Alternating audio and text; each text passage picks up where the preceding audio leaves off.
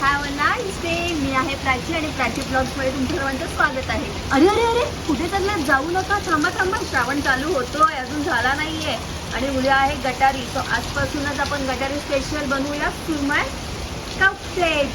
Okay, तर माझ्या चॅनलला लाईक आणि सबस्क्राईब करायला विसरू नका.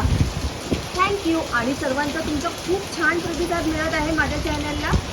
असंच माझ्या चॅनलला फॉलो करत राहा, लाईक करत राहा आणि सबस्क्राईब करत राहा. नमस्कार. इथे मी सुरमई घेतलेली आहे, ती मी फ्राय केलेली आहे. त्यात थोडंसं पाणी टाकले जेणेकरून ती सॉफ्ट होईल. ठीक आहे. इथे तांदळाचं पीठ, कांदा, इथे मी फिश फ्राय मसाला, लिंबू, तीळ, हिंग, हळद, मीठ, कसुरी मेथी, धने पावडर, जिरा पावडर हे सगळं असं मसाल्यांमध्ये घेतलेलं आहे. ब्रेड क्रम्स, इथे मी लसूण, हिरवी मिरची आणि कोथिंबिरीची पेस्ट केलेली आहे. त्याच्यानंतर इथे शिमला मिरची, चीज क्यूब घेतलेला आहे. अशा पद्धतीने मी हे एवढं सर्व असं मिश्रण घेतलेलं आहे आपल्या फिश कटलेटसाठी. हे बघा मी सुरमई घेतलेली आहे. आपण ते सुरमईचे छोटे छोटे असे शेड काढून घेऊया अशा पद्धतीने. त्याच्यात मी आता शिमला मिरची टाकत आहे.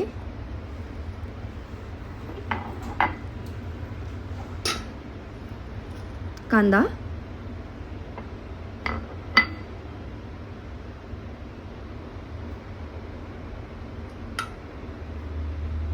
हे सर्व मिश्रण, आपले मसाले,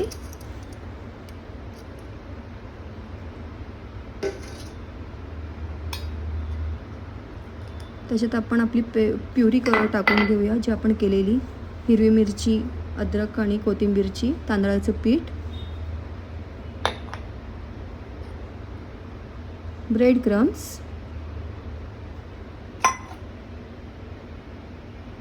सर्व मिश्रण एकत्र करायचं आहे. त्यात आपण एक लिंबू पिळून घेऊया.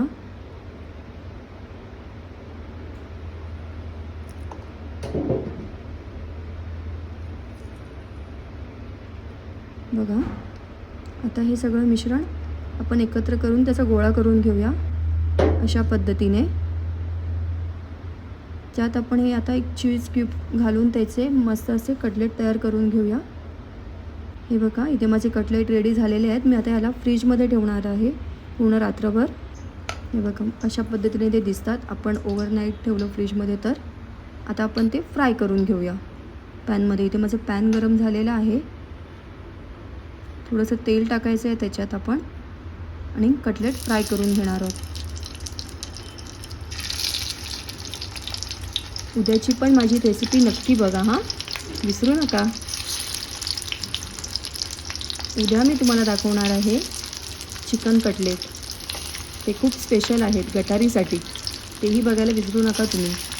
अशा पद्धतीने मी इथे सगळे असे फ्राय करून घेते आणि एका बाउलमध्ये काढून घेणार आहे ते. ज्यासोबत पुदिन्याची चटणी. आपले फिश कटलेट रेडी आहेत.